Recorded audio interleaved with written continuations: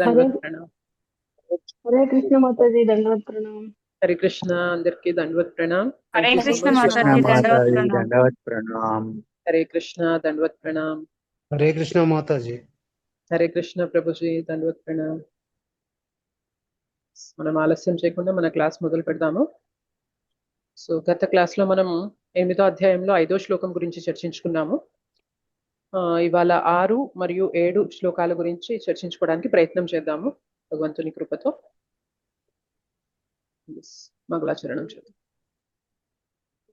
ఓం అజ్ఞానతిమిరాంధస్య జ్ఞానాంజనశలాకయా చక్షురున్మీలితం येन తస్మై శ్రీగురవే నమః. శ్రీచైతన్యమనోభీష్టం స్థాపితం येन భూతలే స్వయం రూపः కదా మహ్యం దదాతి స్వపదాంతికం. వందేహం శ్రీగురోః శ్రీయుతపదకమలం శ్రీగురూన్ వైష్ణవాంశ్చ శ్రీరూపం సాగ్రజాతం సహగణ రఘునాథాన్వితం తం సజీవం साद्वैतं सावधूतं परिजना सहितं कृष्ण चैतन्य देवं श्रीराधा कृष्णपादान् सहगणा ललिता श्रीविशाखान्वितांश्च नम ओं विष्णुपादाय कृष्णप्रेष्ठाय भूतले श्रीमते भक्तिवेदान्तस्वामिनिति नामिने नमस्ते सारस्वते देवे गौरवाणी प्रचारिणे निर्विशेष शून्यवादी पाश्चात्य देशतारिणे नमो महावदन्याय कृष्णप्रेमा प्रदायते कृष्णाय कृष्णचैतन्य नाम्ने गौरत्विषे नमः। हे कृष्ण करुणा सिन्धो दीनबन्धो जगत्पते गोपेश गोपिका कान्त राधा कान्त नमोऽस्तुते। तप्त काञ्चन गौराङ्गी राधे वृन्दावनेश्वरी वृषभानुसुते देवी प्रणमामि हरिप्रिये।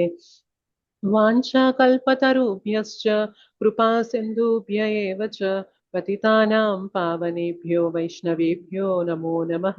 जय श्री कृष्ण चैतन्य प्रभु नित्यानंद श्री अद्वैत गदाधर श्रीवासादि गौरभक्तवृंद। हरे कृष्णा कृष्ण कृष्ण हरे हरे, हरे राम राम राम हरे हरे। जय जय श्री चैतन्य जय नित्यानंद जय द्वैत चंद्र जय गौर भक्त वृंदा। ओम नमो भगवते वासुदेवाय। ओम नमो भगवते वासुदेवाय। ओम नमो भगवते वासुदेवाय। मुखं करोति वाचालं पङ्गुं लङ्घयते गिरिं यत्कृपातमहं वन्दे श्रीगुरुं दीनतारिणं परमानन्दमाधवं श्रीचैतन्य ईश्वरम्। श्री श्री राधा मदन मोहन जी की जय, श्री श्री गौर निताई की जय, श्री श्री जगन्नाथ बलदेव सुभद्रा मैया की जय, जगत गुरु पतित पावन श्रील प्रभुपाद की जय, श्रील गुरुदेव की जय, अनंत कोटि वैष्णव वृंद की जय, समावेत गौर भक्त वृंद की जय, श्रीमद् भगवत गीता की जय। निताय गौर प्रेमानंदे हरि हरि बोल।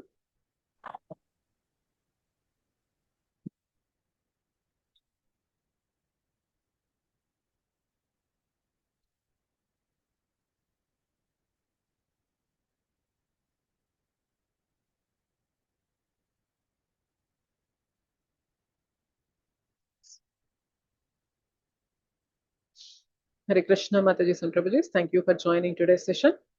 हरे कृष्ण हरे माता कृष्ण माता जी दंडवत प्रणाम। Hare Krishna Dandavat हरे Pranam कृष्ण Mataji. माता माताजी हरे कृष्ण माताजी। Hare Krishna Dandavat Pranam.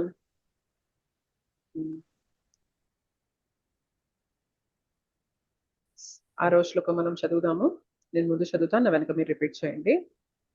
యం యం వాపి స్మరన్ భావం यम यम यं यं वापि वापि स्मरन् स्मरन् भावं भावं యం యం వాపి స్మరన్ భావం यं यं यं यं वापि वापि स्मरन् स्मरन् भावं भावं త్యజత్యంతే కలేవరం यजते त्यजत्यन्ते कलेवरं कलेवरं త్యజత్యంతే కలేవరం त्यजते त्यजत्यन्ते कलेवरं कलेवरं తం తం ఏవైతి కౌంతేయ तं तामेवैति तमेवैति कौन्तेय कौन्तेय తం తమేవైతి కౌంతేయ तं तमेवैति कौन्तेय कौन्तेय सदा तद्भावभावितः सदा तद्भावभावितः सदा तद्भावभावितः सदा तद्भावभावितः यं यं वापि स्मरन् भावं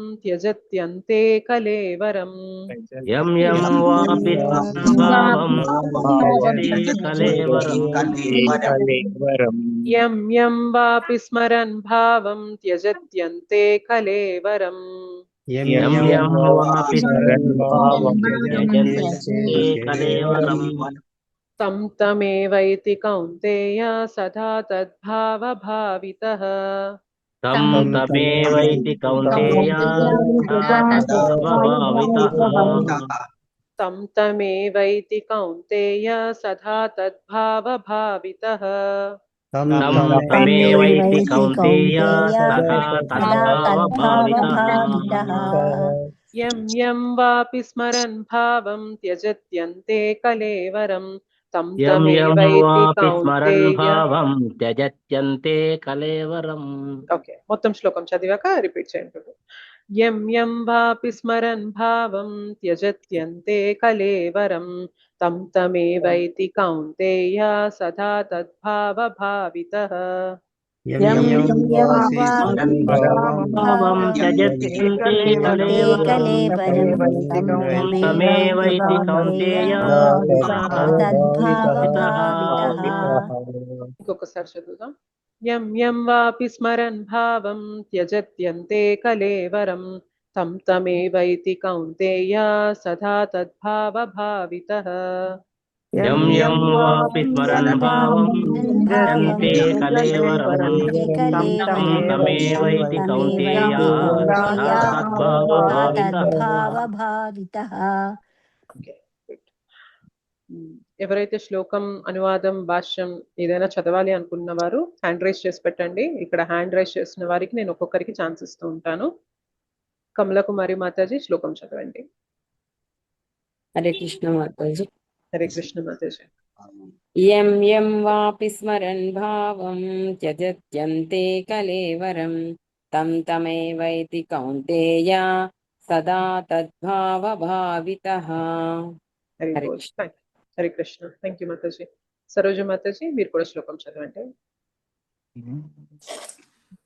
हरे कृष्ण माताजी धन्यवाद प्रणाम माताजी श्रील प्रभुपाद की जय यम यम वापि स्मरन् भावं त्यजन्त्यन्ते कलेवरं तं तमेवैति कौन्तेय सदा तद्भावभावितः हरे कृष्ण माताजी धन्यवाद प्रणाम माताजी ధన్యవాద ప్రణాం త్యజత్యంతే అంతే అదొక్కటి కొంచెం తడబడ్డారు బట్ గుడ్ థ్యాంక్ యూ మాతాజీ వరలక్ష్మి మాతాజీ శ్లోకం చదవండి మీరు కూడా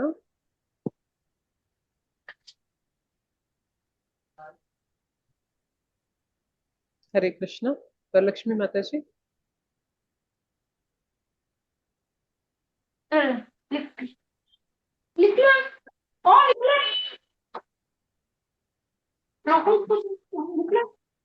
మాధవి మాతాజీ హరే కృష్ణ మాతాజీ హరే కృష్ణ మాతాజీ మీరు శ్లోకం ధన్యవాద చదవండి ప్రణామం ధన్యవాదాలు శ్లోకం చదవాలా శ్లోకం చదవండి యం యం వాపి స్మరన్ భావం త్యజత్యంతే కలేవరం తం తమేవైతి కౌంతేయ సదా తద్భావభావితః వెరీ గుడ్ థ్యాంక్ యూ మాతాజీ పద్మజ మాతాజీ అనువాదం చదువుతారా హరే కృష్ణ మాతాజీ. హరే కృష్ణ మాతాజీ ఓ కౌంతేయ, దేహమును త్యజించినప్పుడు మానవుడు ఏ భావమును స్మరించునో అదే భావమును అతడు నిశ్చయముగా పొందును. హరే కృష్ణ. థ్యాంక్ యూ మాతాజీ విజయలక్ష్మి మాతాజీ భాష్యం చదువుతారా హరే కృష్ణ మాతాజీ. భాష్యం. అత్యంత క్లిష్టమైన మరణ సమయమున మానవుడు తన భావమును మార్చుకున్న విధానము ఇక్కడ వివరింపబడినది. జీవితాంతమున శ్రీకృష్ణుని స్మరించుచు శరీరమును విడుచు మానవుడు దేవాది దేవుని దివ్య స్వభావమునే పొందగలడు. కాని శ్రీకృష్ణునకు అన్యమైన దానిని చింతించువాడు కూడా అట్టి స్థితిని పొందగలడనుట ఏమాత్రము సత్యము కాదు. ఈ విషయమును ప్రతి ఒక్కరూ మిక్కిలి శ్రద్ధతో గమనించవలెను. కాని మనస్సు సరి అయిన స్థితి యందు నెలకొని ఉండగా మరణించుట ఎట్లు సంభవము? ఉదాహరణకు భరత మహారాజు గొప్ప మహానుభావుడే అయినను అంత్యకాలమున ఒక జింకను స్మరించుట చేత తరువాతి జన్మమున జింక దేహమునకు పరిణామము చెందవలసి వచ్చెను. జింక దేహములో అతడు పూర్వజన్మ స్మృతిని కలిగి ఉన్నప్పటికీ ఆ జంతు శరీరమునే అంగీకరింపవలసి వచ్చెను. మానవుని జీవిత కాలమున కలిగిన ఆలోచనలే ప్రోగుపడి మరణ సమయమున మానవుని ఆలోచనలను ప్రభావితము చేయును. కనుక ప్రస్తుత జీవితమే తరువాతి దేహమును తయారు చేయుచున్నదని చెప్పవచ్చును. మానవుడు ప్రస్తుత జన్మమున సత్వగుణము నందు నెలకొని సదా శ్రీకృష్ణుణ్ణే స్మరించుటను అభ్యసించినచో జీవితాంతమున శ్రీకృష్ణుని స్మరించుట ఎవరికైనాను సాధ్యపడును. అదియే శ్రీకృష్ణుని దివ్య స్వభావమును అంటే ధామమును పొందుటకు తోడ్పడును.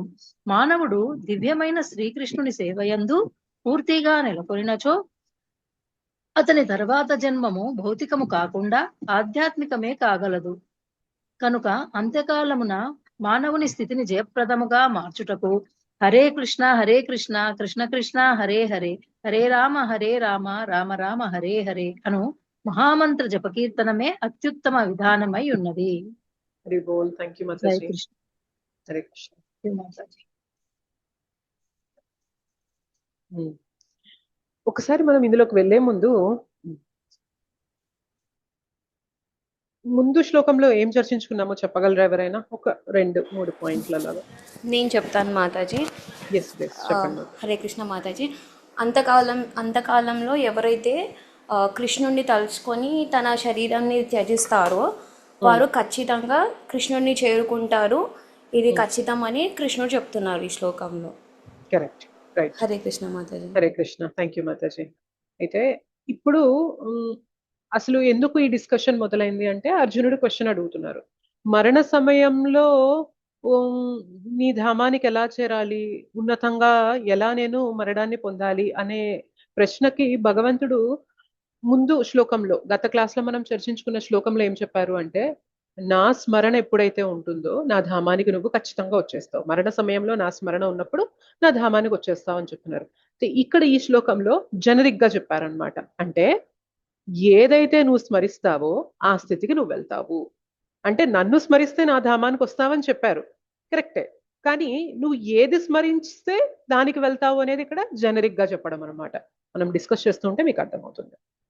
కౌంతేయ, దేహమును త్యజించినప్పుడు మానవుడు ఏ భావమును స్మరించును? ఎం వాపి స్మరన్ భావం. అంటే ఎటువంటి స్మరణ అనేది ఉంటుందో ఆ సమయంలో, ఎప్పుడు త్యజత్యంతే కలేవరం. కలేవరం అంటే శరీరము, త్యజత్ అంటే విడిచిపెట్టడం. సో అంతకాలములో ఈ కలేవరం, ఈ శరీరాన్ని త్యజిస్తున్నప్పుడు ఎం వాపి స్మరన్ భావం, ఎటువంటి స్మరణ మనకి ఉంటుందో తంతమేవైతి కౌంతేయ, అటువంటి స్థితికే సదా తద్భావ భావిత, నిశ్చయముగా అటువంటి స్థితిని అతను పొందుతాడు అని చెప్తున్నారు అనమాట కృష్ణ.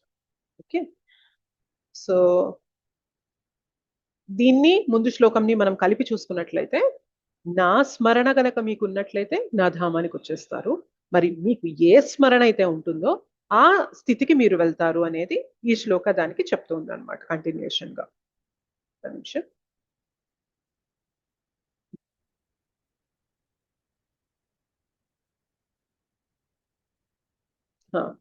చాలా సార్లు మనం ఏమనుకుంటామంటే, ఏది స్మరించినా గానీ నేను భగవద్ధామానికి వెళ్ళిపోతాను, నో ప్రాబ్లం. నేను ఏది స్మరించినా గానీ నాకు మానవ జన్మ దొరికేసింది, ఇంకా ఇదే నాకు చిట్ట చివరి జన్మ, నేను ఇంకా మళ్ళీ జన్మ తీసుకోవాల్సిన అవసరం లేదు.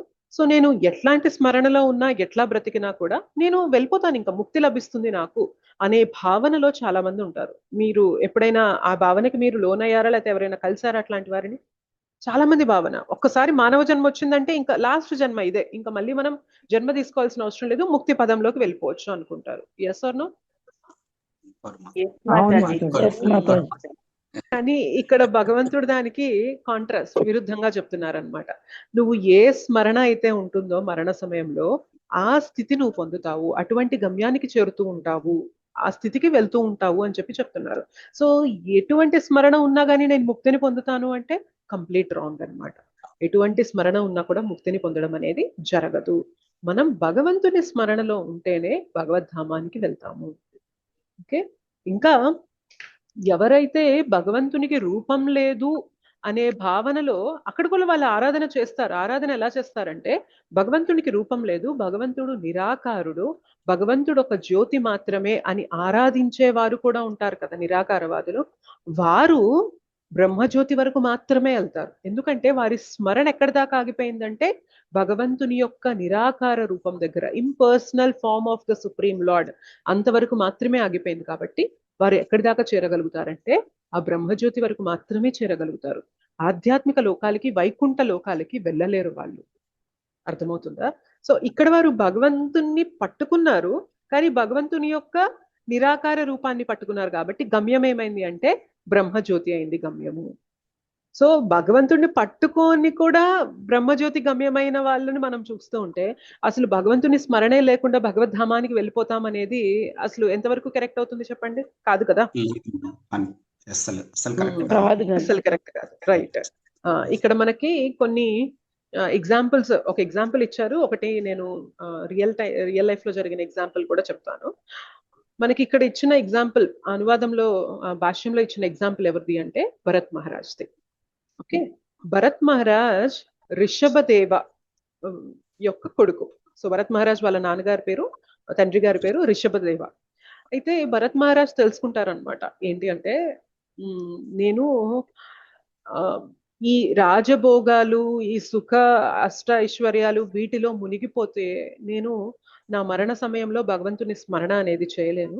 ఇవన్నీ కూడా నా తర్వాతి తరాల వారికి నేను అప్పగించేసి నేను వెళ్ళిపోయి, నేను అడవిల్లోకి వెళ్ళిపోయి ఒక ఆశ్రమం అనేది అక్కడ నేను నిర్మించుకొని అక్కడ సదా భగవంతుని సేవలో ఉంటాను అని చెప్పి ఆయన చక్రవర్తి భరత్ మహారాజ్. ఓకే, ఆయనకి భార్యలు, గొప్ప రాజ్యము, గొప్ప సైనికులు, చాలా మంది పిల్లలు, బోలెడంత లగ్జూరియస్ లైఫ్ అనేది బ్రతుకుతూ సమస్తాన్ని త్యజించి అడవులకు వెళ్ళిపోయి ఆయన సాధన చేసుకుంటూ ఉన్నారు. అయితే కొంతకాలం ఇలా జరిగాక అనుకోకుండా ఆయన ఏం దృశ్యం చూశారు అంటే ఒక జింక ఒక తన శిశువుకి, బిడ్డకి జన్మనిస్తూ ఆ తల్లి జింక అనేది చనిపోయింది. సో శిశువు చాలా, అంటే జన్మనిచ్చిన పసి శిశువు ఎలా ఉంటుంది, అది జింక చాలా లేతగా ఉంటుంది కదా. సో అది చూసేసరికి నా మనసు కొంచెం విచలితమైంది అనమాట. అయ్యో తల్లి లేదే దీనికి, దీని రక్షణ ఎలాగా, దీని పోషణ ఎలాగా అని చెప్పి దాన్ని తెచ్చుకొని దాని ఆలన పాలన చూడడం మొదలు పెట్టారనమాట ఈయన. సో ఎటువంటి స్థితికి దాకా ఆయన వెళ్ళిపోయారంటే, ఇంకా ఒకసారి మనం అలా తెచ్చుకొని సేవ చేయడం మొదలుపెట్టి దానికి కావాల్సినవి ఇస్తూ దాంతో సదా ఉంటూ మనం తింటున్నప్పుడు దానికి పెడుతూ, మనం ఎక్కడికి వెళ్తూ ఉంటే దాన్ని అక్కడికి తీసుకెళ్తూ దాన్ని మన పక్కనే ఉంచుకుంటూ ఉంటే ఏమవుతుంది? బంధం ఏర్పడుతుందా లేదా? ఎగ్జాక్ట్లీ.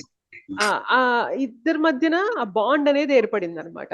ఆలోచించండి, భరత్ మహారాజ్ తన కొడుకుల్ని, భార్యల్ని అందరినీ త్యజించి వచ్చేసినప్పటికీ కూడా ఒక చిన్న జింక పిల్లని చూడగానే ఆయనకి దానిపైన అటాచ్మెంట్ కలిగింది. సో ఎంత స్థితికి వెళ్ళిపోయారంటే సదా దాని గురించి ఆలోచిస్తూ ఉంటారు. అది కనిపించలేదంటే అయ్యో ఎక్కడికి వెళ్ళింది అని వెతుకుతూ ఉంటారు. అది కనిపించగానే ఆయన హృదయం తేలిక పడుతుంది అనమాట. అది రావాల్సిన టైంకి రాలేదనుకోండి, అయ్యో ఏమైందో, ఏ పులి వేటాడిందో ఏమో అని చెప్పి తపన పడతా ఉంటారు అనమాట, దానికోసం వెతుకుతూ ఉంటారు.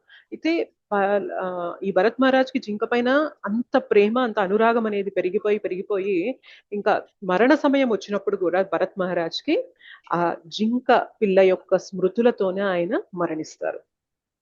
ఓకే, సో మొత్తం ఫ్యామిలీని, రాజ్యాన్ని, సమస్తాన్ని పక్కన పెట్టి వచ్చినప్పటికీ కూడా ఒక జింక పిల్ల స్మృతులతో దానిపైన మమకారం పెట్టేసుకొని మరణ సమయంలో ఆ స్మృతి పెట్టుకొని ఆయన త్యజిస్తారు, శరీరాన్ని వదిలేస్తారు. ఏమై ఉంటది చెప్పండి? నెక్స్ట్ జన్మ ఏమొచ్చి ఉంటది ఆయనకి ఈ శ్లోకం ప్రకారం? భగవంతుడు అదే చెప్తున్నారు, నువ్వు ఏ స్మరణతో వదిలేస్తావో ఈ శరీరాన్ని ఆ స్థితికి నువ్వు చేరుతావు అని భగవంతుడు చెప్తున్నారు. అండ్ దానికి తగ్గట్టే మనకి భాగవతం, శ్రీమద్ భాగవతంలో ఈ పాస్ట్ టైం, ఈ లీల కూడా ఉన్నదన్నమాట. సో భరత్ మహారాజ్ జింక శరీరంలోకి వచ్చేసారనమాట. అయితే మీకు భగవద్గీతలో 2వ అధ్యాయంలో 40వ శ్లోకం గుర్తున్నట్లయితే, నేహా విక్రమ నాశోస్తి ప్రత్యవాయోన విద్యతే స్వల్పమప్యస్య ధర్మస్య త్రాయతే మహతో భయాత్. ఎవరైనా చెప్పగలరా దీనికి చూచాయిగా అర్థం చెప్పగలరా? చిన్నపాటి ధర్మం చేసినా కూడా పెద్ద ఆపద నుండి కాపాడుతుంది మనల్ని అని. రైట్. సో మనం ఎంత కొంత సాధన చేసుకున్నప్పటికీ కూడా అది మనతో ఎప్పటికీ వస్తుంది. అది క్షయం అంటే అది పోగొట్టుకోవడం అనేది మనకి జరగదు. ఇప్పుడు మనం బ్యాంక్ లో ఒక 100 కోట్లు మనం సంపాదించాము, తీసేస్తారండి అన్ని.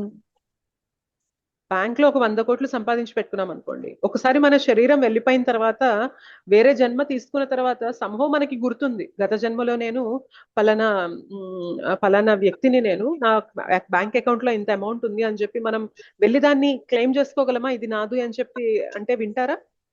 లేదు మాత, ఏది రాదు. నాకు పెద్ద పెద్ద డిగ్రీస్ ఉన్నాయి, నేను వెళ్ళి చెప్తాను నాకు గత జన్మలో ఇవన్నీ చేశాను, నేను ఇంత డిగ్రీస్ ఉన్నాయి నా దగ్గర అంటే వింటారా? లేదు. Again you have to start from beginning. మొదటి నుండి మొదలు పెట్టు. నీకు ఏం డిగ్రీలు ఉన్నాయో ఏమో నాకు తెలియదు, కానీ నువ్వు మళ్ళీ ఏబిసిడిలు వీళ్ళ నుండే మొదలు పెట్టాల్సిందే, రైట్?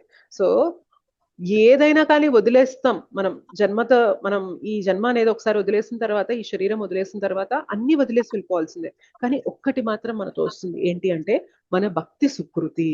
మనం ఎంతైతే సాధన చేసుకొని ఎంతైతే భక్తిలో అడ్వాన్స్ అయి ఉంటామో ఆ భక్తి సుకృతి మాత్రం నెక్స్ట్ జన్మ ఏ జన్మ తీసుకున్నా కానీ అది మనతో వస్తుంది, పక్కా గ్యారంటీ. భగవంతుని మాటలేదు. అంటే ఏ జన్మ ఇప్పుడు మీరు క్వశ్చన్ అడగచ్చు, మనిషి జన్మ కాకపోయినా జంతు జన్మ అయినా కానీ. ఇప్పుడు మన పాస్ట్ టైం అదే అనమాట. అందుకే మీకు ఇది చెప్పాను. భరత్ మహారాజు ఏ జన్మలోకి వెళ్ళిపోయారు చెప్పండి? మానవ జన్మలో ఉన్నారా ఇప్పుడు? జింక జన్మలోకి వెళ్ళిపోయారు. మరి జింక జన్మలోకి వెళ్ళిపోయారు, కానీ భరత్ మహారాజు జింక పైన మమకారం పెట్టుకోక ముందు కూడా భగవంతుని ఆరాధన చేసి ఉన్నారు. స్మరణ చివరి నిమిషంలో జింక పైన పెట్టుకొని జింక శరీరంలోకి వచ్చారు. కానీ నిజంగా ఆయన డివోటీనే. డివోటీ కాబట్టే కదా అన్నిటినీ త్యజించి ఆయన సాధన చేసుకుంటూ ఉండగా సంహవ్ ఆ జింకతో మమేకం అటాచ్ అయ్యారు. ఇప్పుడు మరి ఆ సాధన ఫలితం అనేది ఉండాలా లేదా? ఉండాలి కదా. ఆబ్వియస్లీ భగవంతుడు చెప్తున్నారు, నువ్వు ఏది చేస్తే అది నీతో వస్తుంది. భక్తి చేసుకున్నప్పుడు ఆ భక్తి నీతో వస్తుంది అని చెప్తున్నారు కదా. సో భగవంతుడు ఏం బ్లెస్సింగ్ చేశారు తెలుసా? ఈయన జింక శరీరంలోకి తీసుకెళ్ళినా కూడా ఈయనకి గత జన్మ స్మృతి అంతా ఉంచారు భగవంతుడు. సో ఇప్పుడు భరత్ మహారాజ్ జింక శరీరంలో ఉన్నా కూడా ఆయనకి మొత్తం గుర్తుంది.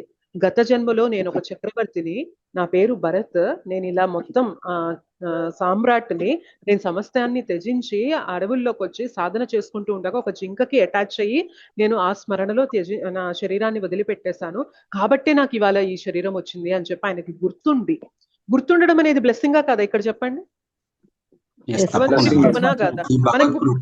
భగవత్ కృప, ఎగ్జాక్ట్లీ అది భగవత్ కృప.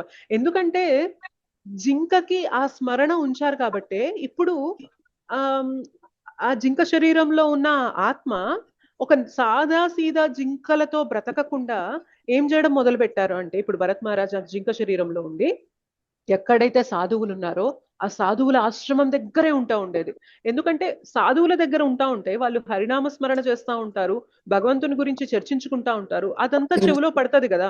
నాకు అది కావాలి, నేను గత జన్మలో అది పోగొట్టుకున్నాను కాబట్టే నేను ఇవాళ ఈ శరీరంలోకి వచ్చాను, కాబట్టి నేను సాదాసీదాగా వేరే జింకలు గడ్డి వెనక వాటి వెనక వీటి వెనక వెళ్ళిపోతా ఉంటాయి, వాటి ఇదిలో ఉంటాయి, నేను అలా బ్రతకూడదు, ఇప్పుడు నాకు భగవంతుడు ఈ స్మరణ ఇచ్చారు, నేను దీన్ని యూటిలైజ్ చేసుకోవాలని చెప్పి ఎప్పుడు కూడా సాధు సాంగత్యంలో ఉండేదన్నమాట ఆ జింక.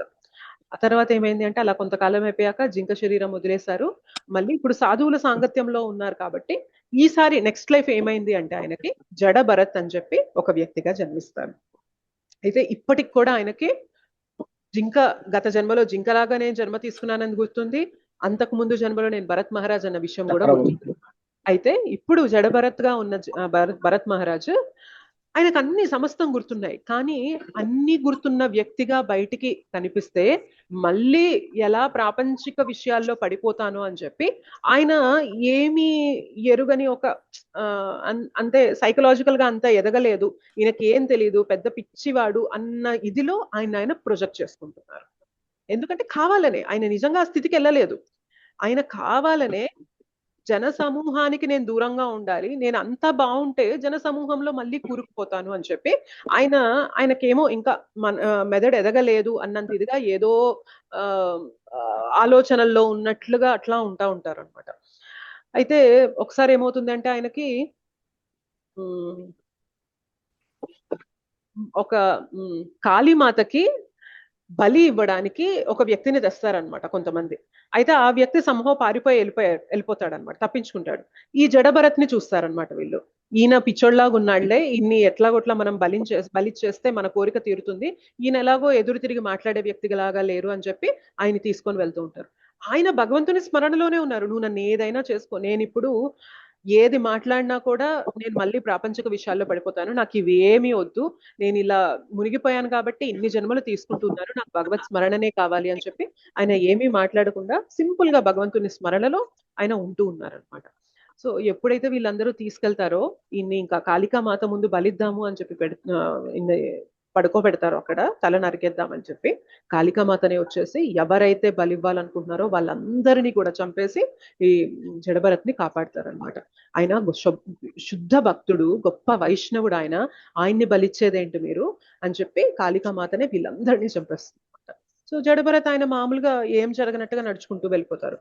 సంభవ తర్వాత కొన్ని రోజులు అయ్యాక రహుగణ అనే ఒక రాజు పల్లకి మోస్తూ ఉన్న వ్యక్తులు ఈ జడభరత్ ని సహాయం అడుగుతారు. నువ్వు వచ్చి రాజుగారి పల్లకి మొయ్యి, ఒకవైపు తక్కువగా ఉన్నారు మనుషులు అన్నప్పుడు ఈయన మామూలుగా వెళ్ళి మోస్తూ ఉంటారు. అయితే అనుకోకుండా కింద చీమలు పాకుతూ ఉంటే ఈయనకు తెలుసు కదా, భగవంతుని స్మరణలో ఉన్నప్పుడు ఏ వ్యక్తిని మనం బాధించకూడదు, ఆ చీమలు కూడా ఆత్మలే, నేను కూడా ఆత్మనే అనే భావన ఉంటుంది కాబట్టి ఆ చీమలు వచ్చినప్పుడల్లా ఈయన కొంచెం అట్లా ఇట్లా పక్కకి కాళ్ళు జరుపుతూ చీమల్ని తొక్కకుండా వేస్తున్నారనమాట అడుగులు. దానివల్ల ఏమవుతుందంటే ఆ పల్లకిలో కూర్చున్న రాజుకి కుదుపులు కదులుతున్నట్లు.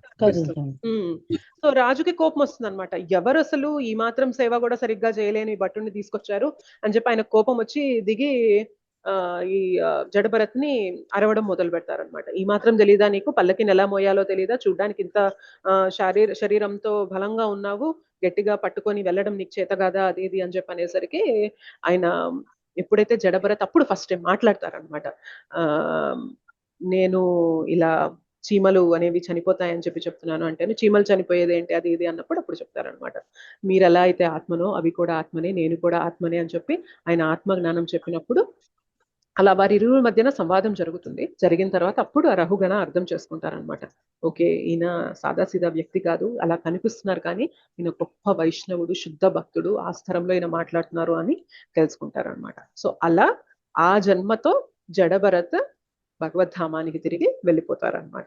సో ఆలోచించండి, మనం స్మరణ అనేది భగవంతుడైన మాతాజీ ఎవరైతే అన్మ్యూట్ లో ఉన్నారో దయచేసి జాగ్రత్తగా ఉండండి, నేను మ్యూట్ చేస్తూ ఉన్నాను మిమ్మల్ని. మన స్మరణ అనేది భగవంతుని పైన పెట్టలేకపోతే మాత్రం ఏ స్మరణ అయితే మనం కలిగి ఉంటామో ఆ స్థితికి మనం వెళ్తాము అనడానికి భరత్ మహారాజ్ పాస్ట్ టైం అనేది బెస్ట్ ఎగ్జాంపుల్ అనమాట.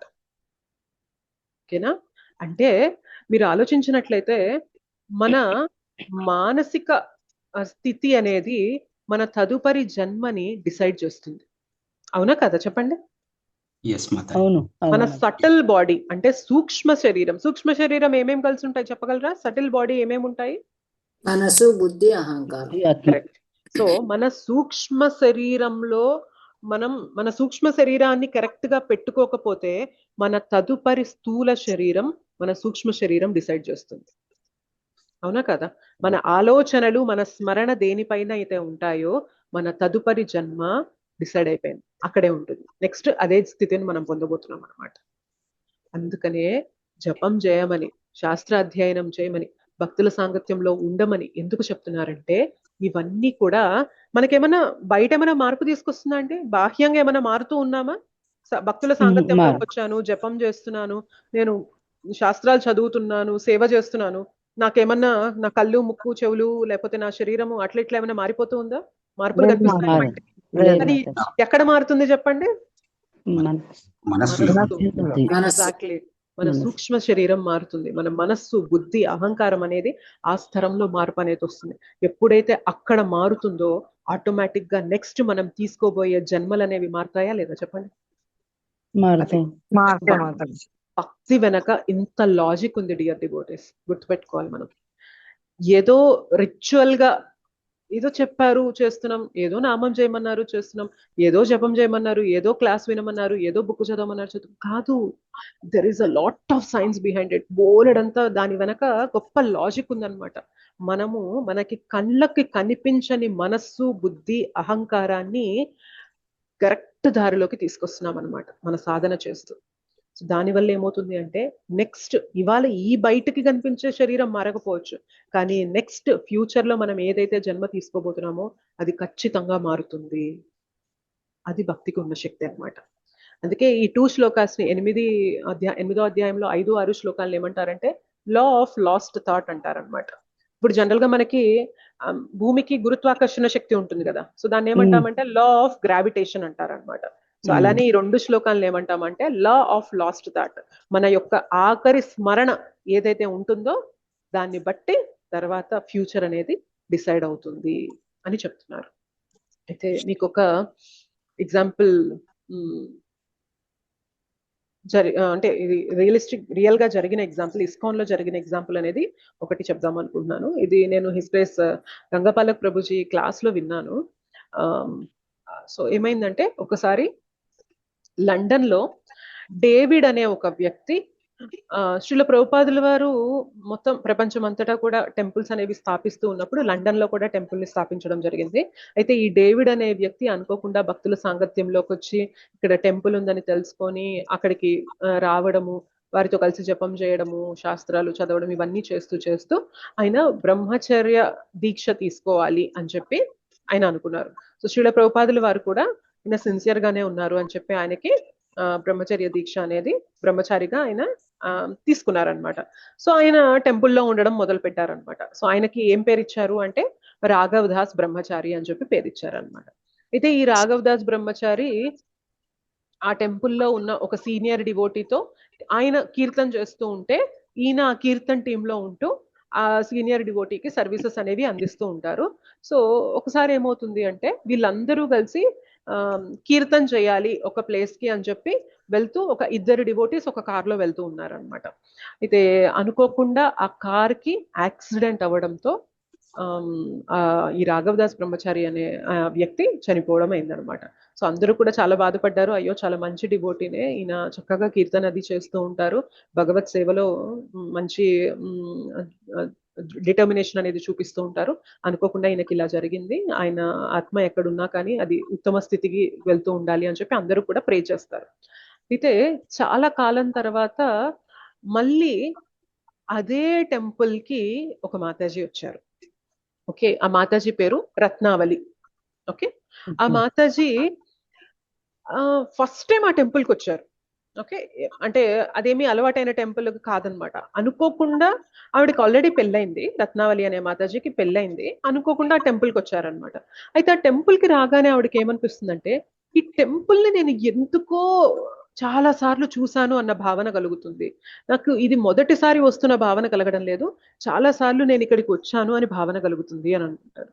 సో అంత అక్కడ ఉన్న ప్రెమిసెస్ అన్ని తిరుగుతూ ఉంటారు, అక్కడ ఉన్న డీటీస్, ఆ టెంపుల్లో ఉన్న అర్చ విగ్రహాలను చూసినప్పుడు కూడా వీరికి నాకు సంబంధం ఉంది, నేను చాలా సార్లుగా వీళ్ళని నేను చూశాను, ఇది నేను కొత్తగా కాదు వీళ్ళని చూడడము, ఈ రాధాకృష్ణులు ఇక్కడ ఉన్న వాళ్ళని అని చెప్పి ఆవిడికి బాగా అనిపిస్తూ ఉంటుంది అనమాట.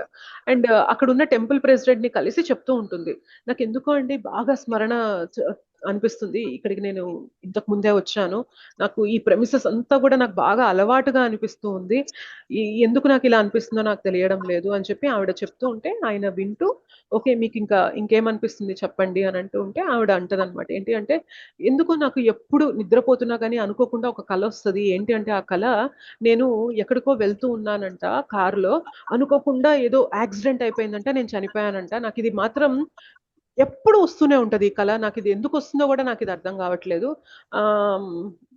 ఏమో మరి ఎందుకు ఇలా అవుతుందో అని చెప్పి చెప్తుంది అనమాట.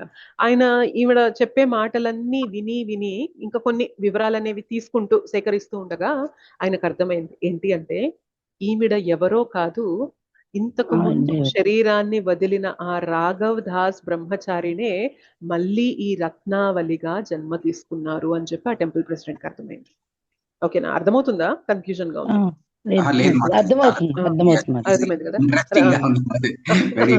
ఓకే, అండ్ అనుకోకుండా ఏమైంది అంటే రాఘవ్ దాస్ బ్రహ్మచారి ఆయన చివరి మూమెంట్స్ లో అంటే యాక్సిడెంట్ అయినప్పుడు క్రాష్ లాగా అవుతుంది కదా, సో బాగా పొట్ట దగ్గర గాయాలయ్యాయి అనమాట ఆయనకి. ఎక్కడైతే రాఘవ్ దాస్ బ్రహ్మచారికి బాగా గాయాలయ్యాయో అదే ప్లేస్ లో ఈ రత్నావళి అనే మాతాజీకి బర్త్ మార్క్స్, మనకి పుట్టుమచ్చలు ఉంటాయి కదా, అట్లాంటి మచ్చలుగా కూడా ఆవిడ ఒంటి పైన ఉన్నాయంట, శరీరం పైన. సో ఇంకా ఆ టెంపుల్ ప్రెసిడెంట్ తో మాట్లాడుతూ ఉండగా ఆ టెంపుల్ ప్రెసిడెంట్ అంటారంట, అయితే నువ్వు రాఘవ్ దాస్ బ్రహ్మచారినే మళ్ళీ రత్నావళి మాతాజీగా వచ్చావు, అందుకని నీకు ఇవన్నీ కూడా అలవాటు అనిపిస్తున్నాయి అని చెప్పి తెలుసుకున్న తర్వాత అంటారనమాట, అయితే ఎందుకు నువ్వు ఒక మాతాజీ జీవనంలోకి ఈ జన్మ తీసుకోవాల్సి వచ్చింది, నీ లాస్ట్ స్మరణ ఏముంది అని అడిగారు. మనం భగవద్గీతలో చదువుకున్నాం, మనం ఎటువంటి స్మరణ అయితే పెట్టుకుంటామో అటువంటి స్థితికి వెళ్తామని చెప్పి. మరి రాఘవ్ దాస్ బ్రహ్మచారి ఖచ్చితంగా ఒక మాతాజీ గురించి స్మరించి ఉండబట్టే ఇవాళ రాఘవ్ దాస్ బ్రహ్మచారి రత్నావళిగా వచ్చారు అని చెప్పి ఆయనకు అర్థమైంది. మరి నువ్వెందుకు ఇలా వచ్చావు, ఈ శరీరంలోకి ఎందుకు వచ్చావు అని అడిగినప్పుడు అప్పుడు చెప్తారనమాట, అవును నేను రాఘవ్ దాస్ బ్రహ్మచారిగా ఉన్నప్పుడు ఆయనకి ఒక మాతాజీ పైన ఇష్టం ఉండేదంట, కొంచెం ఆ మాతాజీ అంటే అటాచ్మెంట్, ఆ మాతాజీ ఎక్కడున్నారు ఏంటి వచ్చారా లేదా అని చెప్పి ఆవిడ్ని గమనిస్తూ ఉండేవారు. సో ఆయన చనిపోతున్నప్పుడు ఆ మాతాజీ యొక్క స్మరణలోనే ఆయన చనిపోయారు కాబట్టే మళ్ళీ ఒక ఆడ శరీరంలో మాతాజీ శరీరంలో ఆయన ఆత్మ జన్మ తీసుకోవాల్సి వచ్చింది అని అంటారు. అయితే నేను ఇంకా విన్న విషయం ఏంటి అంటే, ఈ రత్నావళి మాతాజీ ఎవరైతే రాఘవ్ దాస్ బ్రహ్మచారి ప్రభు ఒక మాతాజీ పైన చిన్న అటాచ్మెంట్ పెట్టుకుంటారని చెప్పాను కదా, ఆ మాతాజీ ఎవరా అని చెప్పి కలవడానికి వెళ్తారనమాట రత్నావళి మాతాజీ. అసలు ఆ మాతాజీ ఎవరో నేను చూడాలి అని చెప్పి రత్నావళి మాతాజీ వెళ్ళి చూస్తే ఆల్మోస్ట్ ఆ మాతాజీ ఎవరైతే రాఘవ్ దాస్ బ్రహ్మచారి ప్రభు అటాచ్ అయి ఉన్నారో, ఆ ఆలోచన స్మరణ పెట్టుకొని ఉన్నారో, ఆ మాతాజీ ఈ రత్నావళి మాతాజీకి పోలికలు చాలా అంటే చాలా దగ్గరగా ఉన్నాయంట. అర్థమవుతుందా? అంటే ఈయన స్మరణలో ఎవరినైతే స్మరిస్తూ ఉన్నారో మళ్ళీ జన్మ తీసుకున్నప్పుడు మాతాజీ శరీరంలోకి వచ్చారు, ఎవరినైతే స్మరిస్తున్నారో అటువంటి వారి పోలికలు కూడా ఆయనకు వచ్చాయి అని చెప్పి చెప్తున్నారు అనమాట. సో మనం అనుకుంటాం, ఓకే ఇజ్ ఇట్ ట్రూ, నిజమేనా భగవద్గీతలో ఉన్నదంతా నిజమేనా మళ్ళీ జన్మ ఉంటుందా, నిజమేనా లాస్ట్ స్మరణని బట్టి నెక్స్ట్ జన్మ డిసైడ్ అవుతుందా, నిజమేనా మనం కర్మ అనే కర్మబంధనంలో చిక్కుకుపోతామా, ఇవన్నీ క్వశ్చన్స్ అనిపిస్తాయి. బట్ ఇలాంటివి కొన్ని విన్నప్పుడు అర్థమవుతుంది అనమాట, how perfect and how exact భగవంతుడు మనకి ఇచ్చేసారు అని చెప్పి. Yes or no? చూపిస్తారు కదా మాతాజీ మగధీర. యాక్చువల్ గా వాళ్ళందరూ కూడా కొన్ని ఇట్లాంటి బేస్ తీసుకుంటారు మాతాజీ. సంభవ్ వాళ్ళు కొంచెం ఫ్యాంటసైజ్ చేసి చూపిస్తారు కానీ, బట్ కొన్ని బేస్ తీసుకుంటారు అనమాట, ఇట్లా జరుగుతాయి, నెక్స్ట్ లైఫ్ మనం ఎట్లాంటి స్మరణ పెట్టుకున్నామో అదే స్థితికి వెళ్తాము అనేది, అది మాత్రం పక్కా జరుగుతుంది డియర్ డివోటీస్. మనం ఎవరి పైన అయితే మమకారం పెట్టుకుంటామో మళ్ళీ అటువంటి శరీరం తీసుకుంటాం. ఇంకా నేను హిస్టరీస్ గంగాపాలక్ ప్రభుజీ క్లాస్ లో విన్నాను, ఏం విన్నానంటే, ఇవాళ మనం ఇప్పుడు ఒక ఫీమేల్ బాడీ ఒక ఆడవారి శరీరంలో ఉన్నామంటే గత జన్మలో మనం లాస్ట్ స్మృతి ఒక ఆడవారి పైన స్మృతి పెట్టుకొని ఉన్నాం కాబట్టి ఇవాళ ఆడవారి శరీరంలోకి వచ్చాము. ఒక మగవారి శరీరంలో ఉన్నాము అంటే గత జన్మలో లాస్ట్ స్మృతులు మగవారి పైన ఉండబట్టి మగవారి శరీరంలోకి వచ్చారు అని కూడా చెప్పారనమాట. సో హౌ ఎగ్జాక్ట్, ఎంత చక్కగా భగవంతుడు టు ద పాయింట్ చెప్తున్నారో చూడండి. మీరు ఎటువంటి స్మరణ పెట్టుకుంటే ఆ స్థితికి వెళ్తారు, మీరు నా స్మరణ పెట్టుకుంటారా నా దగ్గరకు వచ్చేస్తారు, ఇందులో ఎలాంటి సందేహం లేదు అర్జున అని కూడా చెప్తున్నారు అనమాట. హరే కృష్ణ మాతాజీ. భాగవతంలో కూడా అలాగే ఉంది మాతాజీ, స్త్రీ భర్తను స్మరిస్తూ ఉంటే పురుష రూపం వస్తుంది, లేకపోతే స్త్రీ రూపం వస్తుంది మగవాళ్ళకి అని. కరెక్ట్, అవును మాతాజీ, భాగవతంలో కూడా ఉంది. అవును, కానీ మాతాజీ మనం ఎక్కువ మన ఫ్యామిలీ మీదే ఎక్కువ పెట్టుకుంటాం కదా వ్యామోహం. అయ్యో వాళ్ళట్లాగా అని చెప్పని చివరి వరకు మళ్ళీ మన ఫ్యామిలీ మెంబర్స్ తోనే వస్తాం మాతాజీ, అలా పక్కా అదే జరిగింది. ఇంకా ఏమైంది అంటారంటే మాతాజీ, మనం కొందరి పైన చాలా ద్వేషం పెట్టేసుకుంటాం, ఒక్కొక్కసారి కోపము ద్వేషం పెట్టేసుకొని ఆ వ్యక్తి పైన స్మరించి స్మరించి స్మరించి స్మరించి కోపం పెట్టేసుకొని అనుకోకుండా లాస్ట్ మూమెంట్స్ లో ఆ వ్యక్తిని స్మరించి వెళ్ళిపోయాం అనుకోండి, మళ్ళీ ఆ వ్యక్తికి సంబంధించిన వాళ్ళగానే పుడతాం అనమాట. అందుకనే కొందరు జీవితంలో కొడుకులుగా కూతుర్లుగా పిల్లలు వస్తారు, వచ్చి వీళ్ళని పీడించుకొని తింటూ ఉంటారు. ఎందుకు జరుగుతుందంటే బేసిక్ గా స్మరణ వీళ్ళది ఉండడం వల్ల వీళ్ళ బంధుత్వంలో పుట్టారు, కానీ వాళ్ళ ఇరువురి మధ్యన రిలేషన్ ఏంటి అంటే శత్రుత్వం ఉంది. కాబట్టి ఇవాళ కొడుకుగా పుట్టినా కూతురుగా పుట్టినా కూడా తల్లిదండ్రులకి కొందరు పిల్లలు చాలా చక్కగా ఉంటారు, కొందరు పిల్లలైతే వారితో ప్రతిదీ కూడా తలనొప్పే. మనం ఇది చూస్తూనే ఉంటాం. చెప్పిన మాట అసలు వీళ్ళు ఏది చెప్తే దానికి విరుద్ధంగా నడుచుకోవడం వీళ్ళకి నచ్చుతుంది అనమాట. అట్లా ఉండడం అంటే ఏంటంటే శత్రుత్వ భావనే కదా. సో అట్లా కూడా జరుగుతుంది అనమాట. మనకి తెలియదు మనం ఎన్ని కర్మలు, ఎన్ని లింక్స్, ఎట్లా తిరిగి వాళ్ళు ఇక్కడ ఉన్నామో మనకి తెలియదు అనమాట. కానీ భగవంతుని యొక్క గొప్ప కృప ఏంటంటే గతం అంతా చెరిపేశారు మనకి. ఒకవేళ గతం అంతా మనకు గుర్తుందంటే జీవితం అస్తవ్యస్తం అయిపోతుంది. రైట్? అంటే ఇప్పుడు మనం తెలుసుకున్నాం అనుకోండి, మన భర్త గానో, మన పిల్లలు గానో, మన తల్లిదండ్రులు గానో, మన అత్తమామలు గానో గత జన్మలో మనం ఎవరితో అయితే వైరం పెట్టుకున్నామో వాళ్ళే ఇవాళ మనకి వీరిగా ఉన్నారు అని తెలుసుకుంటే ఈ జన్మ ఇంకెంత నాశనం చేసేసుకుంటాం చెప్పండి మనం. మన పిల్లలకు కూడా మనం ఎప్పుడో రుణం ఉంటామంట మాతాజీ, అందుకనే మన ఈ పిల్లల రూపంలో రుణం తెచ్చుకుంటారంట. ఎస్ మాతాజీ, మన ఫ్యామిలీ మెంబర్స్ అందరు కూడా అంతే మాతాజీ. మనం సేవ చేస్తూ ఉంటాం ఇంట్లో వాళ్ళకి. ఒక్కొక్కసారి కొంచెం ఇంట్లో ముసలి వాళ్ళకి సేవ చేయాల్సి వచ్చినా కొంచెం మనం నిష్ఠూరంగా మాట్లాడతాం, ఇంకా ఎంతకాలం బ్రతుకుతారు ఏంటి అని అంటూ ఉంటాం. కానీ బేసిక్ గా వారికి మనం రుణపడి ఉన్నాం కాబట్టే మన సేవలు వారు తీసుకుంటున్నారు. భగవంతుడు ఈ సిచ్యువేషన్ లో మనల్ని ఉంచింది అందుకే. కొందరు పాపం చాలా లైఫ్ ఏజ్ పెరిగిపోతా ఉంటది కానీ మృత్యు అనేది రాదు.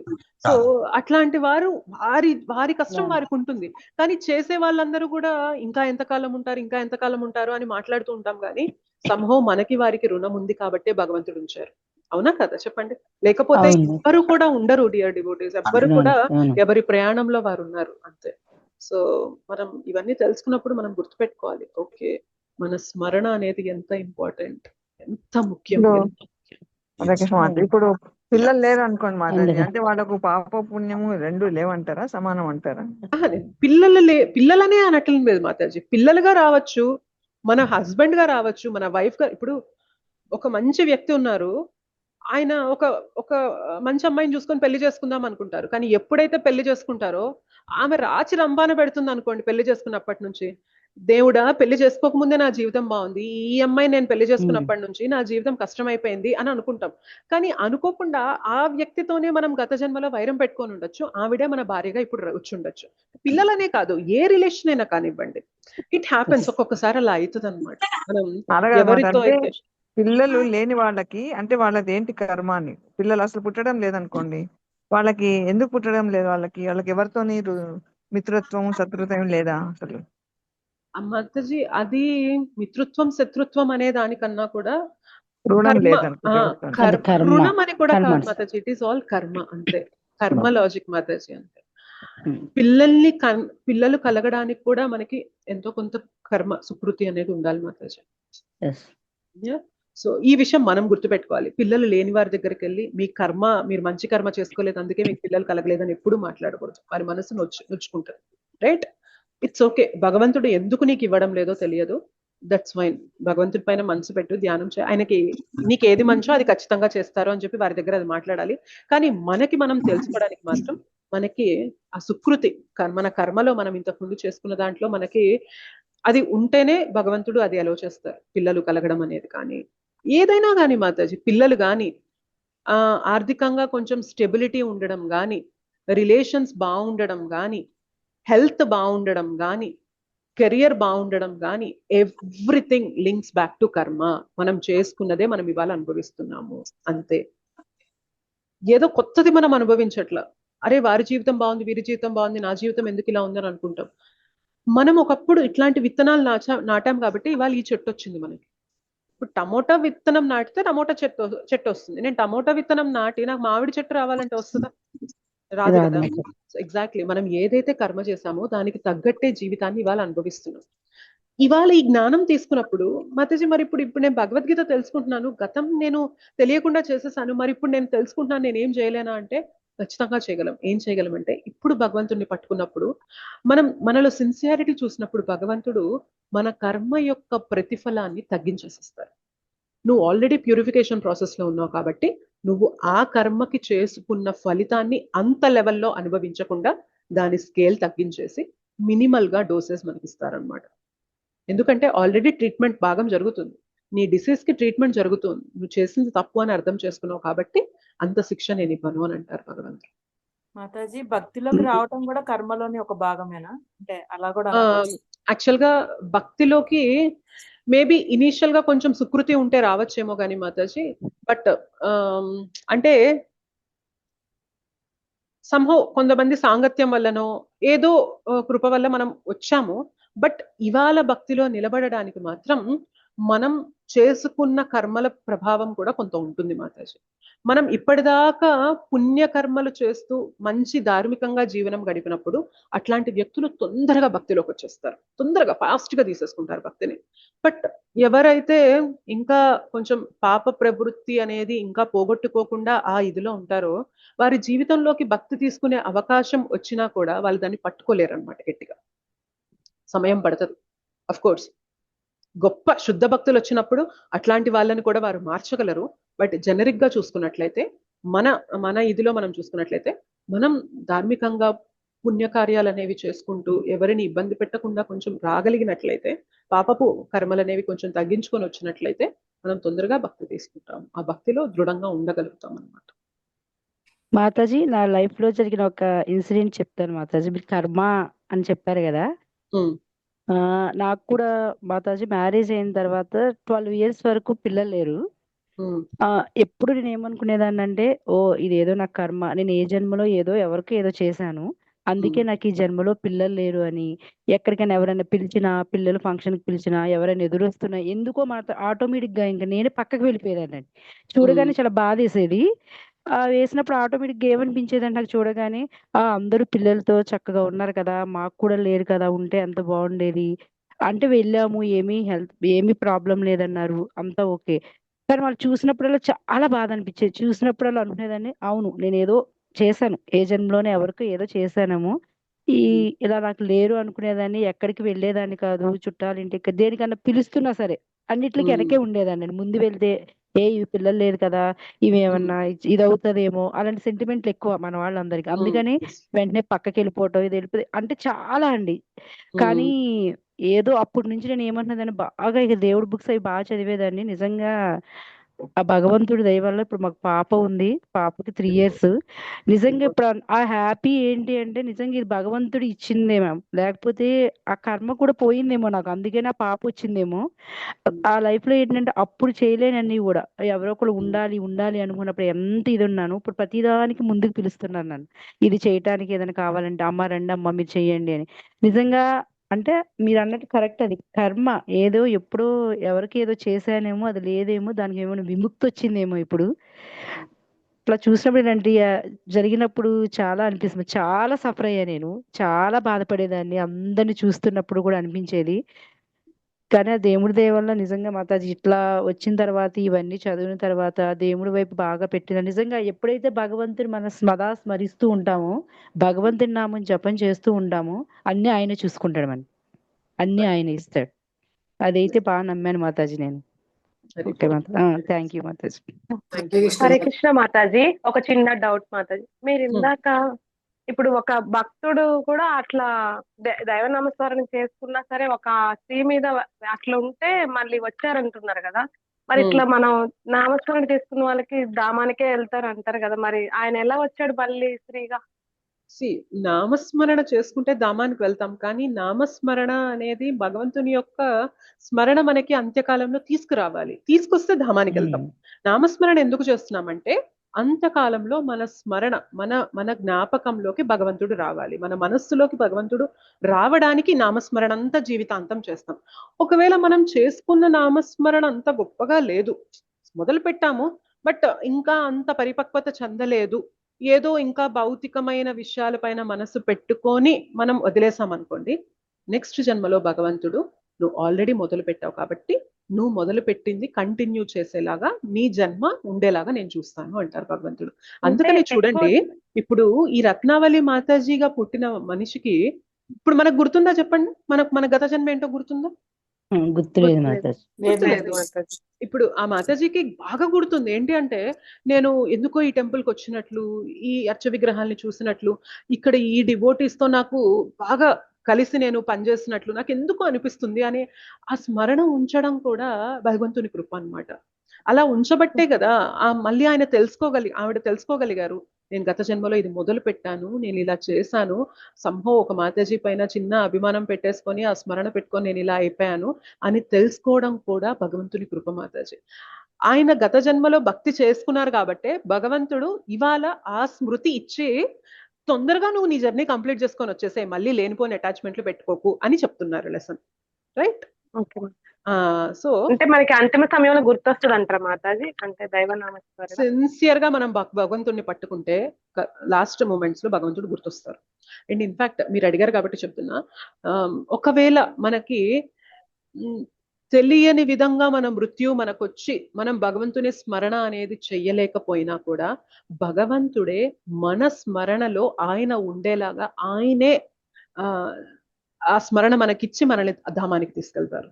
ప్రొవైడెడ్ మనం జీవితాంతం కూడా భగవంతుడిని అంతే నిష్ఠగా పట్టుకొని, అంటే మన అటాచ్మెంట్ భగవంతుని పైనే ఉండి మిగిలినవన్నీ కూడా భగవత్ సేవగా మనం చూసుకొని చేసినప్పుడు అలా జరిగింది. లేదు ఇంకా నాకు కొంచెం భౌతికమైన అటాచ్మెంట్స్ ఉన్నాయి, భగవంతుడు ఉన్నాడు కానీ నా జీవితంలో ఇవన్నీ కూడా ఉన్నాయి అని అనుకున్న వ్యక్తికి మాత్రం మళ్ళీ ఇంకోసారి జన్మనిస్తారు భగవంతుడు. ఇవాళ మనం ఉన్న స్థితికి అన్నిటినీ త్యజించి భగవంతుడే మన స్మరణలో ఉంటారు అనేది మనకు కొంచెం ఇది నిజంగా జరిగిద్దా అని మనకి నమ్మసక్యం లేకుండా ఉండొచ్చు. బట్ పోను సాధన చెయ్యగా ఏమైంది అంటే భగవంతుడే మన స్మరణలో ఉంటారన్నమాట. ఆ స్థితికి మనం వెళ్తాం. కృష్ణుడు పెద్దగా ఉండి ప్రపంచం చిన్నగా ఉండాలి. ఎగ్జాక్ట్లీ అంతే. అదొక్కటే గుర్తుపెట్టుకోవాలి. మనకి ఇవాళ ఇంకా ప్రపంచమే పెద్దగా ఉంది, కృష్ణుడు ఉన్నాడు మన జీవితంలో, కృష్ణ ఉన్నాడు అక్కడక్కడ అట్లా ఉన్నాడు అనమాట, మధ్య మధ్యలో వస్తున్నాడు. కానీ కృష్ణుడికి ఎప్పుడు కూడా ఏదో నాకు చిన్న ప్లేస్ ఇస్తే సరిపోదు, ఆయనకి మన హృదయం ఎంతుంటే ఆ హృదయం అంతా నేనే ఉండాలి అనుకుంటారు కృష్ణ. రైట్? ఆయనకి ఎప్పుడు కూడా అంత ఫోకస్ అంతా నాపైనే ఉండాలి అనుకుంటూ ఉంటారు కృష్ణ. మనం హృదయంలో ఇంత పెట్టుకొని కృష్ణ నువ్వు ఇక్కడ ఈ మూల ఈ చిన్న కార్నర్ లో ఇక్కడ ఉండు, మిగిలిందంతా నాకు నా జీవితం ఉంది కదా అదంతా పెట్టుకుంటానంటే ఓకే. ప్రస్తుతానికి అలా నడిపి నువ్వు సాధన చేస్తున్నావు కాబట్టి ఏమైందంటే మెల్లమెల్లగా ఈ సైజ్ తగ్గుతూ ఉంటుంది, నా సైజ్ పెరుగుతూ ఉంటుంది. అప్పుడు ఆటోమేటిక్ గా నీ హృదయం అంతా నేనే ఉంటాను. ఆ స్థితికి వెళ్ళామనుకోండి మనం మీకు ఇక్కడ ఉండాల్సిన అవసరం లేదు, వెళ్ళిపోతాం, భగవద్ధామానికి వెళ్ళిపోతాం. But it is a time taking process, సమయం పడుతుంది దీనికి. ఇట్లా తెలుసుకున్నా, ఇట్లా విన్నా, ఇట్లా అయిపోతుందా అంటే అట్లా అవ్వదు. మనకి తొందరగా ఫాస్ట్ గా ఇన్స్టెంట్ గా రిజల్ట్స్ రావాలి అని కోరుకుంటూ ఉంటాం, కానీ తొందరగా జరగదు. టెస్ట్లు కూడా వస్తుంటాయి మాతాజీ, భక్తిలో నిలవడానికి కూడా టెస్ట్లు వస్తుంటాయి. క్రమణికలో ఉన్నట్టు అనిపిస్తుంది, తర్వాత సడన్ గా కిందకి పడిపోతాము, అప్పుడు పూర్తిగా నెగిటివ్ అయిపోతుంది మన మైండ్ అంతా. భగవంతుడు టెస్ట్లు పెడుతూనే ఉంటారు, టెస్ట్లు పెడుతూనే ఉంటారు. ఆయనకి ఇష్టం మనతో ఆడుకోవడం. రైట్, నెక్స్ట్ శ్లోకం చూద్దాం. నెక్స్ట్ ఇది చిన్న శ్లోకము, తొందరగా చదివేసి అర్థం తెలుసుకుందాం. కాబట్టి భగవంతుడిని స్మరణలో పెట్టుకోవాలి కాబట్టి భగవంతుడు ఏం చెప్తున్నారో ఇక్కడ అర్జునుడికి ఏం చెప్తున్నారో చూద్దాం. శ్లోకం చదువుదాం. తస్మాత్ సర్వేషు కాలేషు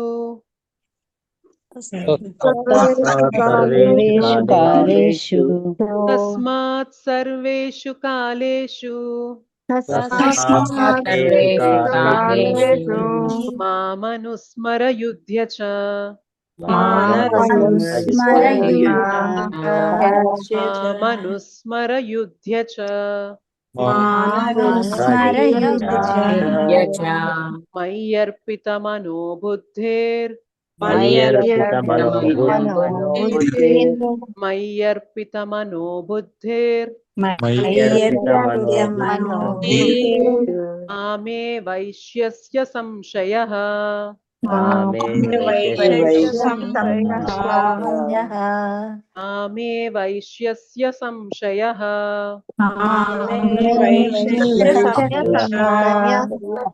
తస్మాత్ సర్వేషు కాలేషు మామనుస్మరయుధ్య చ తస్మాత్ సర్వేషు కాలేషు తస్మాత్ సర్వేషు కాలేషు మామనుస్మరయుధ్య చ తస్మాత్ సర్వేషు కాలేషు మయ్యర్పితమనో బుద్ధిర్మామే వైశ్యస్య సంశయః మయ్యర్పితమనో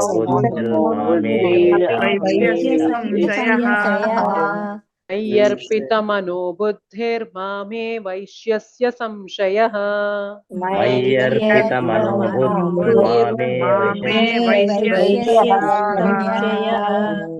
శ్లోకం చదువుతాం. తస్మాత్ సర్వేషు కాలేషు మామనుస్మరయుధ్య చ మయ్యర్పితమనో బుద్ధిర్మామే వైశ్యస్య సంశయః తస్మాత్ సర్వేషు కాలేషు మయ్యర్పితమనో తస్మాత్ సర్వేషు కాలేషు మామనుస్మరయుధ్య చ మయ్యర్పితమనో బుద్ధిర్మామే వైశ్యస్య సంశయః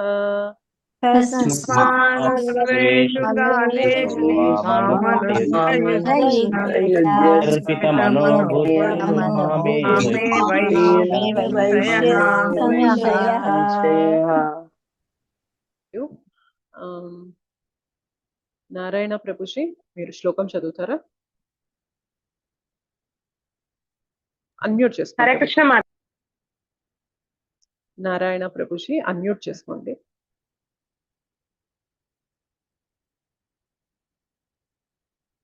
హరే కృష్ణ మాతాజీ చదవమంటారు? చదవండి భవానీ మాతాజీ. తస్మాత్ సర్వేషు కాలేషు మామనుస్మరయుధ్య చ మయ్యర్పితమనో బుద్ధిర్ మా వైశ్యస్య సంశయః. హరే కృష్ణ. మామే వైశ్యస్య సంశయః. థ్యాంక్ యూ మాతాజీ. హరే కృష్ణ. సుజాత మాతాజీ. హరే కృష్ణ మాతాజీ. హరే కృష్ణ మాతాజీ శ్లోకం చదవండి. తస్మాత్ సర్వేషు కాలేషు మామనుస్మరయుధ్య చ మయ్యర్పితమనో బుద్ధిర్మామే వైశ్యస్య సంశయః. హరే కృష్ణ మాతాజీ. హరే కృష్ణ. థ్యాంక్ యూ మాతాజీ. నాగలక్ష్మి మాతాజీ శ్లోకం చదువుతారా? హరే కృష్ణ మాతాజీ. తస్మాత్ సర్వేషు కాలేషు మామనుస్మరయుధ్య చ మయ్యర్పితమనో బుద్ధిర్మామే వైశ్యస్య సంశయః. థ్యాంక్ యూ మాతాజీ. శ్రీనివాస్ ప్రభుజీ అనువాదం చదువుతారా? హరే కృష్ణ మాతాజీ. హరే కృష్ణ ప్రభుజీ. అందుచే ఓ అర్జున, సర్వకాలముల యందును నీవు నన్నే శ్రీకృష్ణుని స్మరించుచు నీ విద్యుక్త ధర్మమైన యుద్ధము నొనరింపుము. నీ కర్మలను నాకు అర్పించుట ద్వారా మరియు నీ మనోబుద్ధులను నా యందు స్థిరముగా నిలుపుట ద్వారా నీవు నిస్సందేహముగా నన్ను పొందగలవు. ధన్యవాదాలు మాతాజీ. ధన్యవాదాలు ప్రభుజీ. Thank you. స్వప్నరాజ్ మాతాజీ భాష్యం చదువుతారా? హరే కృష్ణ మాతాజీ దండవత్ ప్రణామం. హరే కృష్ణ మాతాజీ దండవత్ ప్రణామం. శ్రీకృష్ణుడు అర్జునునకు చేసిన ఈ ఉపదేశము కామ్యకర్మల నందు మునిగి ఉండేది మానవులందరికీ అత్యంత ముఖ్యమైనది.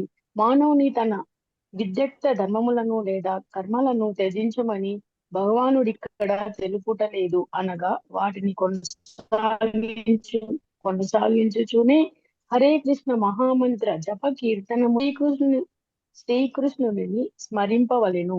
ఈ పద్ధతి మానవుని భౌతిక కాలుష్యముల నుండి విముక్తిని చేసి మనోబుద్ధులను శ్రీకృష్ణుని యందు సంలగ్నము కావించును.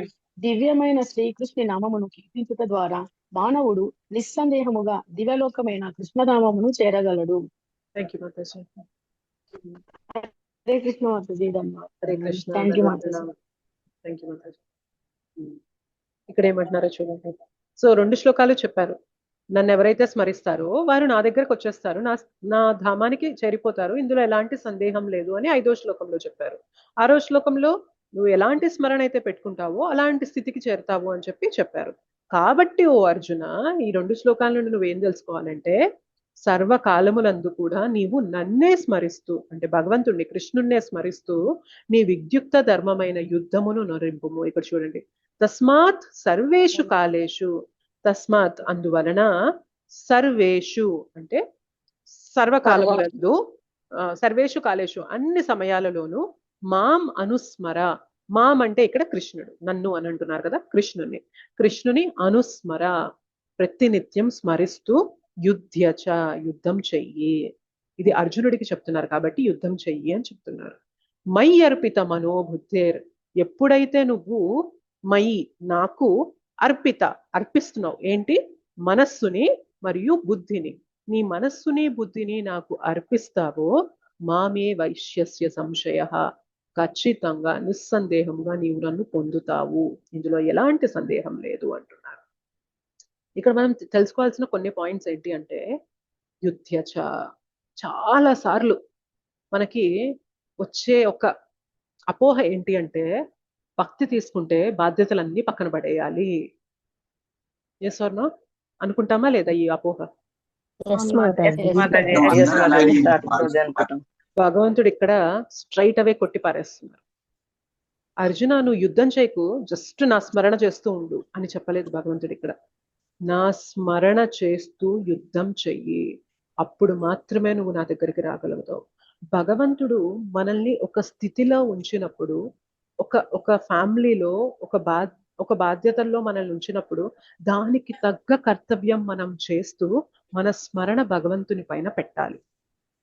అంతేకాని మనకి ఏదైతే మన ధర్మాలు ఉన్నాయో వాటన్నిటినీ పక్కన పెట్టేసి నేను కేవలం భక్తుణ్ణే అనే భావనలో ఉండడం అనేది చాలా తప్పు. భగవంతుడు ఇక్కడ చెప్తున్నారు, నువ్వు అన్ని వదిలేసే అర్జున, యుద్ధం చేయాల్సిన అవసరం లేదు, ఏం అవసరం లేదు, నువ్వు జస్ట్ నా స్మరణలో ఉండు అని చెప్పొచ్చు కదా భగవంతుడు. కానీ ఇక్కడ చెప్పట్లేదు. మా మనుస్మర, నన్ను స్మరిస్తూ, సర్వేషు కాలేషు, సర్వకాల సర్వావస్థలో నన్ను స్మరిస్తూ, యుధ్యచ యుద్ధం చెయ్యి. మనకు కూడా అదే చెప్తున్నారు, సర్వకాల సర్వావస్థల్లో కూడా మా మనుస్మర, భగవంతుని స్మరణ పెట్టుకొని మన బాధ్యతల్ని మనం చెయ్యాలి. సో భక్తి ఎప్పుడు కూడా ఎస్కేప్ రూట్ అవ్వకూడదు అనమాట. నేను భక్తి చేస్తున్నాను కాబట్టి నేను ఈ బాధ్యత చేయను, నేను భక్తి చేస్తున్నాను కాబట్టి నాకు ఇది సంబంధం లేదు, నేను భక్తి చేస్తున్నాను కాబట్టి నేను ఇది పట్టించుకోను. దీన్ని ఏమవుతుంది అంటే ఇది ఇర్రెస్పాన్సిబిలిటీ అవుతుంది. భక్తి ఎప్పుడు ఇర్రెస్పాన్సిబుల్ గా ఉండమని చెప్పదు, భక్తి ఎప్పుడు డిటాచ్డ్ గా ఉండండి అని చెప్తుంది. అంటే బాధ్యత వహించకుండా, బాధ్యత రహితంగా ఉండడం భక్తి కాదు డియర్ డివోటీస్. కానీ మమేకమైకుండా, ఇది నా బాధ్యత, నా కర్తవ్యంగా నేను చేసుకుంటాను, ఇదంతా కూడా భగవంతుని ప్రీతి కోసం నేను చేస్తున్నాను అని చెయ్యడం అనేది మనం అటువంటి విధంగా చేయాలి. సో నేను ఈ బాధ్యతలు పట్టించుకోను, నేను ఒక తల్లిగా ఉన్నా నా కూతురిని నా కొడుకుని నేను పట్టించుకోను, నేను ఒక భార్యగా ఉన్నా నా భర్తని పట్టించుకోను, నేను ఒక భర్తగా ఉన్నా నా భార్యను పట్టించుకోను, నేను ఒక తల్లి ఒక ఉద్యోగిగా ఉన్నా నేనేం పట్టించుకోను, నేనేం చేయను, కష్టపడను నా ఉద్యోగానికి, నేను ఒక ఇంట్లో ఉన్న ఇంటి గురించి నేనేం పట్టించుకోను. భక్తి ఎప్పుడు బాధ్యతల్ని ఎస్కేప్ అవ్వడానికి ఉన్న రూట్ కాదు డియర్ డివోటీస్. భక్తి తీసుకున్నప్పుడు ఇన్ఫాక్ట్ ఇంకా చక్కగా చేయాలి మన బాధ్యతలు, మోర్ రెస్పాన్సిబిలిటీస్. ఎగ్జాక్ట్లీ, మంచిగా ఇంకా రెస్పాన్సిబుల్ గా చేయాలి. కాకపోతే మనం అటాచ్మెంట్ పెట్టుకోకూడదు. టూ మచ్ అటాచ్మెంట్ పెట్టేసుకొని నా వాళ్ళు, నాది నాది నాది అని పెట్టేసుకుంటాం చూసారా, అది ఎంకరేజ్ చేయదు భక్తి. బీ డిటాచ్డ్, మీ బాధ్యతల్ని మీరు చేయండి. ఒక తల్లిగా మీ ధర్మం ఏంటి చేయండి, పిల్లల్ని చక్కగా ప్రేమగా చూసుకోండి, మీ భర్తకి భార్యకి మీరు చేయాల్సిన సేవలు చేయండి, మీ ఫ్యామిలీకి మీరు చేయాల్సిన సేవలు చేయండి, మీరు ఒక పౌరుడిగా ఉన్నప్పుడు మీరు దేశానికి మీరు చేయాల్సిన సేవలు చేయండి, అన్ని చేయండి. ఇవన్నీ కూడా భగవంతుని స్మరణ పెట్టుకొని చేయండి, అది మనం చేయాల్సిందనమాట. సో చాలా సార్లు చాలా మంది తప్పుడు అపోహలోకి వచ్చేసేది ఏంటి అంటే, నేను భక్తి చేస్తున్నాను కాబట్టి నేను ఇంకేమీ చేయను. నో, అది అసలు ఎంకరేజ్ చేయదు అనమాట భక్తి. మనకి అన్ని వదిలేస్తాను అన్ని వదిలేస్తాను అంటారు. నువ్వు వదలలేము, యాక్చువల్గా వదలాల్సిన అవసరం లేదు. నువ్వు నీ బాధ్యత ఏంటో నువ్వు చేస్తూ స్మరణ భగవంతుని పైన పెడితే చాలు. బాధ్యతని పక్కన పెడతాను అంటేనే అది బాధ్యత రహితం అయిపోతుంది అనమాట. అది అసలు ఒక రెస్పాన్సిబుల్ గా ఉండే వ్యక్తి చేయాల్సిన పని కాదనమాట. సో భక్తి కృష్ణ అలా తీసుకున్నప్పుడు చెప్పట్లేదు. అలా చెప్పడం లేదు, అసలు దాన్ని ఎంకరేజ్ చేయడం లేదు భగవంతుడు. రైట్. ఇంకా మనం గుర్తుపెట్టుకోవాల్సింది ఏంటి అంటే, మరి అడగచ్చు, మరి నేను నా బాధ్యతల్లో మునిగిపోతే భగవంతుని స్మరణ ఎలా పెట్టుకోగలను? వస్తుందా రాదా? నా బాధ్యతల్లో నేను పడిపోతే భగవంతుని స్మరణ ఎలా పెట్టుకోగలను అంటే, మనం గుర్తుపెట్టుకోవాల్సింది ఏంటి అంటే, ఈ ఫ్యామిలీ మనం ఏదైతే చేస్తున్నాం ఇదంతా కూడా నాకు భగవంతుడే ఇచ్చారు. నేను ఇది చక్కగా చేస్తే భగవంతుని ప్రీతి చెందుతారు. ఆయన ప్రీతి కోసం నేను నా బాధ్యతల్ని చక్కగా చేస్తాను అని అనుకున్నప్పుడు మనం అటాచ్ అవుతున్నామా? అవ్వట్లేదు. కానీ రెస్పాన్సిబుల్ గా ఉన్నామా? చాలా రెస్పాన్సిబుల్ గా ఉన్నాం. అవునా కదా? ఆలోచించండి. నన్ను భగవంతుడు ఈ స్థితిలో ఉంచారు, ఈ ఫ్యామిలీలో, ఈ జాబ్ లో, ఈ బిజినెస్ లో, ఈ కంట్రీలో, ఈ పొజిషన్ లో, అలానా స్థితిలో నన్ను ఉంచారు. నా బాధ్యతలు నేను చక్కగా నిర్వర్తిస్తా. ఎందుకు అంటే భగవంతుని ప్రసన్నత కోసం నేను చేస్తాను అని అనుకున్నప్పుడు మనం చక్కగా బాధ్యతాయుతంగా ఉంటాము. అండ్ భగవంతుని స్మరణ కూడా ఉంటుంది. మనం ఎప్పుడైతే మన కర్తవ్యాలు భగవంతుని ప్రీతి కోసం చేస్తున్నామో దట్ ఈస్ నథింగ్ బట్ భగవంతుని స్మరణ అనేది ఉన్నట్లే మనకు అక్కడ. ఇంకా ఎక్స్క్లూజివ్ గా మనకి సాధన మార్గం ఎందుకు ఇచ్చారు అంటే, మనం సాధన చేస్తున్నప్పుడు, నామజపం చేస్తున్నప్పుడు మనం ఫోర్ గ్రౌండ్ లో, మన ముందు ఆలోచనల్లో ఎవరిని తీసుకొస్తున్నామంటే కృష్ణుని తీసుకొస్తున్నాం. అఫ్ కోర్స్ మన మనస్సు ఇవాళ కృష్ణుని పక్కన పెట్టి వేరే ఆలోచనలు తెస్తున్నప్పటికీ కూడా మనస్సుని లాక్కొచ్చి కాదు అవి పక్కన పెట్టు, నామం విను అని చెప్పి లాక్కొస్తున్నాం కదా మనం. అంటే ఏం చేస్తున్నాం? మనము సాధన చేస్తున్నప్పుడు మనం ఫోర్స్ఫుల్ గా అయినా కూడా భగవంతుణ్ణి మన స్మరణలోకి తీసుకొస్తున్నాం. రైట్. ఎప్పుడైతే మనం ఇలా ప్రాక్టీస్ చేస్తూ ఉంటామో ఒక 3 గంటలు, 2.5-3 గంటలు మనం భక్తిలో ఇట్లా స్మరణలో భగవంతుడిని మనం స్మరణలోకి తీసుకొస్తున్నాం. మిగిలిన 22 గంటలు 23 గంటలు ఏమవుతుంది అంటే, 21 గంటలు ఏమవుతుంది అంటే, మనం మన బాధ్యతలు చేస్తున్నప్పటికీ కూడా బ్యాక్గ్రౌండ్ లో కృష్ణ ఉంటారనమాట. సాధన చేస్తున్నప్పుడు ఫోర్ గ్రౌండ్ లో, అంటే ముందు మనం కృష్ణుని తీసుకొచ్చినప్పుడు, మనం మన బాధ్యతలు చేస్తున్నప్పుడు ఆ బాధ్యతల్లో కొట్టుకుపోకుండా భగవంతుడు మన బ్యాక్గ్రౌండ్ లో ఉండి ఇదంతా నేను అసలు ఎవరి కోసం చేస్తున్నా, ఆయన కోసం చేస్తున్నా అనే విషయం వెనక ఉంటుంది. కానీ మన బాధ్యతల్ని చక్కగా చేస్తుంది.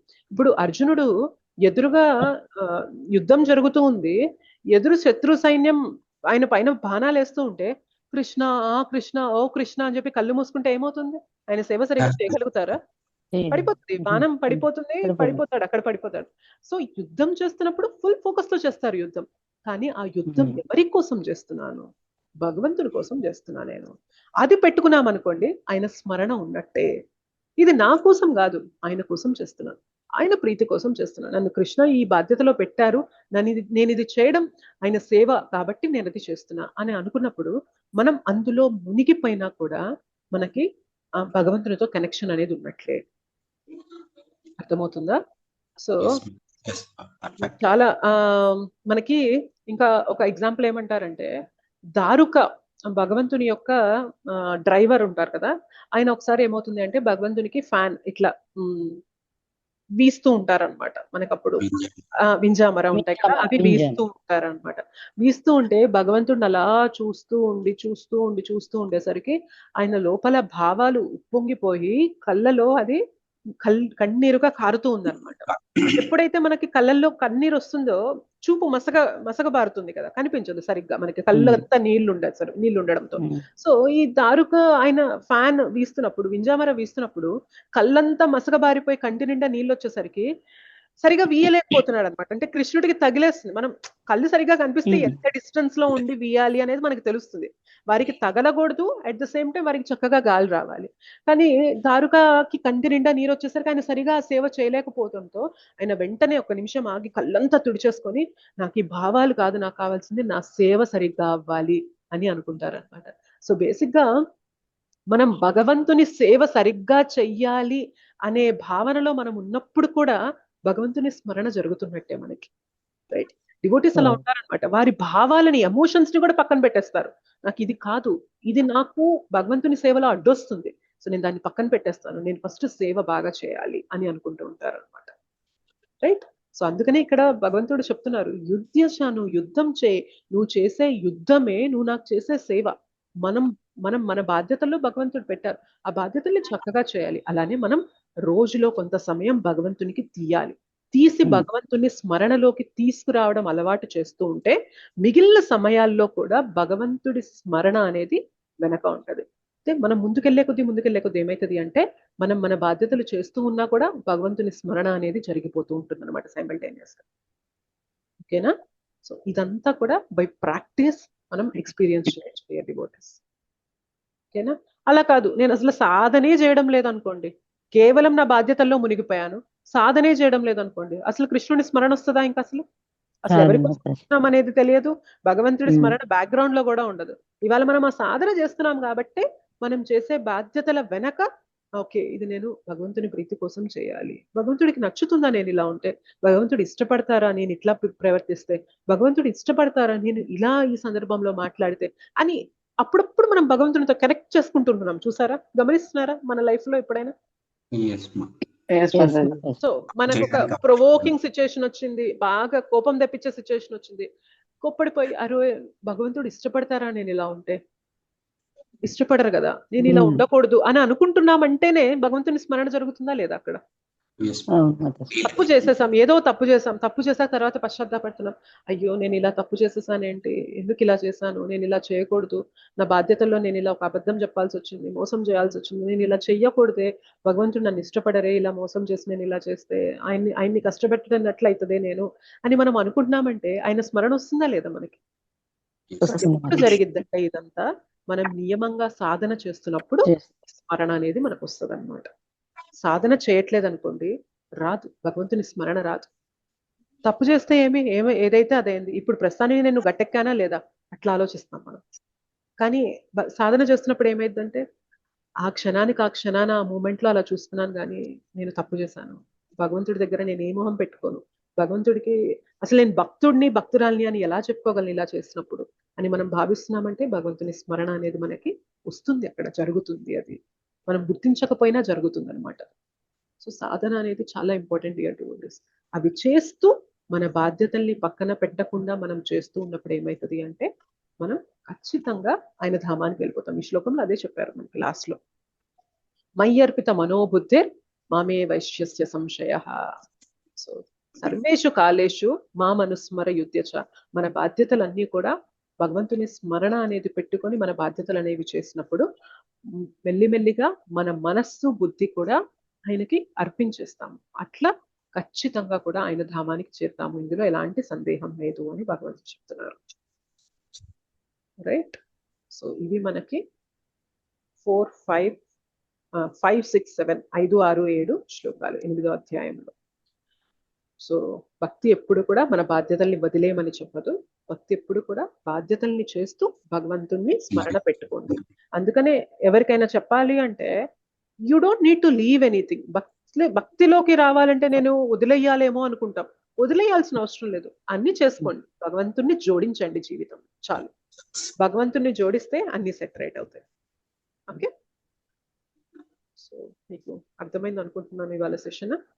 హరే కృష్ణ మాతాజీ. శ్లోక చాలా హరి బోల్. yes ప్రభుజీ. హరే కృష్ణ ధన్యవాదాలు మాతాజీ. ప్రణామ్ ప్రభుజీ. చిన్న డౌట్, ఇప్పుడు ఒక వ్యక్తి మరో వ్యక్తిని చంపినప్పుడు అప్పుడు అతని ప్రారంభ కర్మ అనుకోవాలనా లేదా అతని యొక్క సూక్ష్మ శరీరం యొక్క ప్రభావం అనుకోవాలనా? యాక్చువల్ గా ప్రభు, మనం చేసిన తప్పుకి కర్మ అని మనం లెక్కేసుకోవడం కంటే కూడా మనకి నష్టం జరిగినప్పుడు కర్మ అని మనం అనుకోవాలి ప్రభు. మనం తప్పు చేస్తున్నప్పుడు మనం ఏమనుకోవాలంటే ఇది కర్మ అనుకోకూడదు, నా బుద్ధి సరిగ్గా లేక నేను ఇది చేస్తున్నా, నా ఆలోచన విధానం సరిగ్గా లేక నేను ఇది చేస్తున్నా అని అనుకుంటే మనం మార్పు తీసుకురాగలం. నా కర్మలో ఇలా ఉంది కాబట్టి నేను ఇలా చేస్తున్నా. కర్మ పరిస్థితిని తీసుకొస్తుంది, మన యాక్షన్స్, మనం ఆ సమయంలో ఏం పనులు చేస్తామనేది కర్మ డిసైడ్ చేయదు ప్రభు. కర్మ మనల్ని ఒక పరిస్థితిలో పెట్టిద్ది, ఆ పరిస్థితిలో మనం ఏ విధంగా నడుచుకుంటాం అనేది కర్మ ఎప్పుడూ డిసైడ్ చెయ్యదు.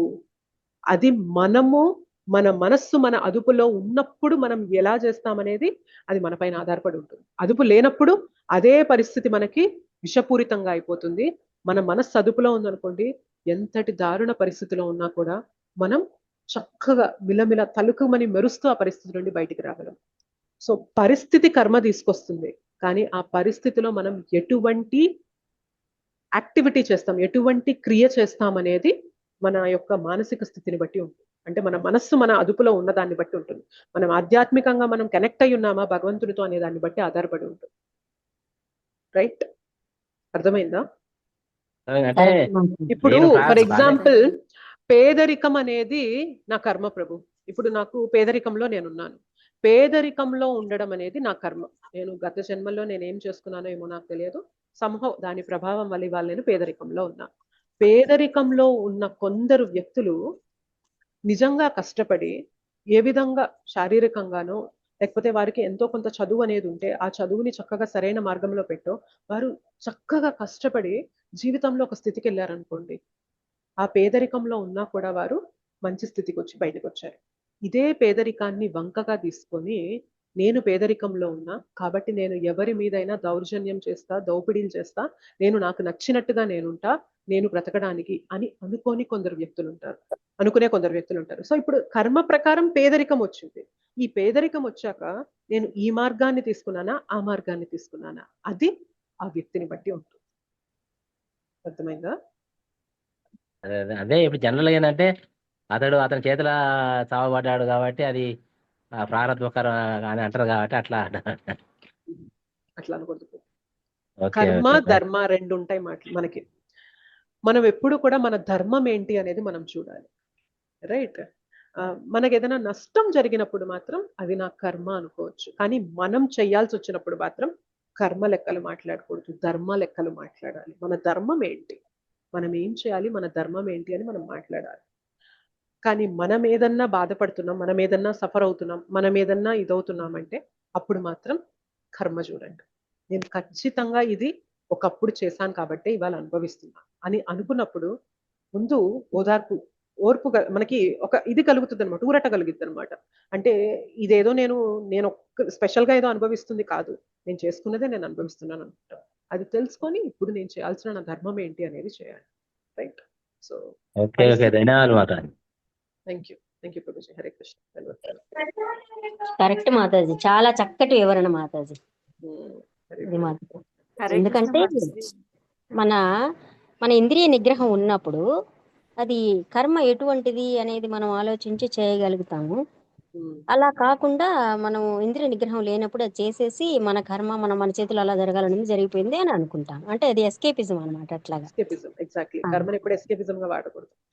ఒకవేళ కర్మ ఎస్కేపిజమే నిజంగా అయితే మళ్ళీ ఇప్పుడు చేసుకున్న దానికి మళ్ళీ మనం అనుభవిస్తున్నామంటే భగవంతుడు అట్లా అనుభవించనివ్వకూడదు కదా. ఆల్రెడీ కర్మ వల్ల ఈ పరిస్థితిలో ఉన్నాము, ఇప్పుడు ఆ పరిస్థితి దిగజారిపోతూ ఉంటే ఇవాళ నువ్వు చేసుకునే దానికి కూడా మళ్ళీ అనుభవిస్తావని ఎందుకు చెప్తున్నారు? దాని అర్థం ఏంటి అంటే ఇవాళ నువ్వు అది చెయ్యకూడదు. నువ్వు ఏ విధంగా నీ ధర్మం ప్రకారం నడుచుకుంటావో నెక్స్ట్ నీ గతి మారుతుంది అని చెప్తున్నారంటేనే ఇక్కడ మనకి నడుచుకోవడానికి ఆ స్వేచ్ఛనిచ్చారు భగవంతుడు. పరిస్థితులు మన చేతుల్లో లేవు. పరిస్థితి వచ్చినప్పుడు నేను మంచి మార్గాన్ని ఎన్నుకుంటానా, చెడు మార్గాన్ని ఎన్నుకుంటానా, ధర్మయుతమైన మార్గాన్ని ఎన్నుకుంటానా, అధర్మయుతమైన మార్గాన్ని ఎన్నుకుంటానా, అది మాత్రం మన చేతిలో పెట్టేశారు భగవంతుడు. మనం ఎన్నుకునే దాన్ని అది ఎప్పుడు ఎలా ఎన్నుకోగలుగుతామంటే భగవంతుడితో నిజంగా కనెక్ట్ అయి ఉన్నాం అనుకోండి, ఎటువంటి పరిస్థితి అయినా రానివ్వండి, ఖచ్చితంగా మనము ఆ పరిస్థితి నుండి బయటకు వచ్చి భగవంతుడు ఇంకా మన కీర్తిని పెంచుతారనమాట. అందుకనే మీరు చూడండి డివోటీస్ అందరి లైఫ్ లో కూడా, శ్రీమద్ భాగవతంలో కూడా ఎంతో మంది రాజులు, ఎంతో మంది గొప్ప గొప్ప భక్తుల జీవితంలో వచ్చిన కష్టాలు చెప్పి ఆ కష్టాల నుండి వాళ్ళు ఎలా బయటకు వచ్చి భగవంతుడిని పట్టుకున్నారు అనేదే మనకి గ్లోరిఫై చేస్తారు. సో పరిస్థితులు మన చేతుల్లో లేవు, కానీ ఆ పరిస్థితి వచ్చినప్పుడు మనం ఏ మార్గం చూస్ చేసుకుంటాం అనేది మాత్రం భగవంతుడు మొత్తంగా మన చేతిలోనే పెట్టేశారు. Okay, thank you so much మాతాజీస్ అండ్ ప్రభుజీస్. వాంఛాకల్పతరుభ్యశ్చ కృపా సింధుభ్యేవ చ పతితానాం పావనేభ్యో వైష్ణవేభ్యో నమో నమః. అనంత కోటి వైష్ణవ వృంద की जय, श्रील प्रभुपाद की जय, श्रील गुरुदेव की जय, निताय गौर प्रेमानंदे, हरि हरि बोल. Thank you. हरे कृष्णा, दंडवत प्रणाम. హరే కృష్ణ హరే కృష్ణ మాతాజీ. ధన్యవాదాలు. హరే కృష్ణ హరే మాతాజీ. కృష్ణ మాతాజీ. హరే కృష్ణ హరే మాతాజీ. కృష్ణ మాతాజీ. చాలా హరే ధన్యవాదాలు కృష్ణ మాతాజీ. మాతాజీ. దండవత ప్రణామం మాతాజీ. హరే కృష్ణ మాతాజీ. హరే హరే కృష్ణ కృష్ణ మాతాజీ దండాలు హరే కృష్ణ మాతాజీ. హరే కృష్ణ దండవత్ హరే కృష్ణ ప్రణామం. మాతాజీ దండాలు ప్రణామాలు. దండవత్ ప్రణామాలు ప్రభుజీ. హరే కృష్ణ. చంద్రప్రకాష్ ని మాతాజీ చాలా బాగుంది మీ lecture. Thank you so much అమృతం ప్రభుజీ. అమృతం లాగుంది, అమృతం లాగుంది. కృష్ణ కథ ఎప్పుడు అలానే అమృతం ఉంటుంది. అమృతం తాగినట్టుంది మాతాజీ. హరి బోల్. All glories to Srila Prabhupada, all glories to Gurudev. Thank you so much ప్రభుజీ. వారి కృప లేనిదే ఇక్కడ ఏం జరగదు ప్రభుజీ. Thank you. హరే కృష్ణ. హరే కృష్ణ మాతాజీ. హరే కృష్ణ హరే మాతాజీ. కృష్ణ. Thank Hare you. కృష్ణ దండాలు మాతాజీ. ప్రణామాలు. దండాలు ప్రణామాలు ధన్యవాదాలు మాతాజీ. దండవత్ ప్రణామం. హరే కృష్ణ. మాతాజీ దండాలు హరే కృష్ణ.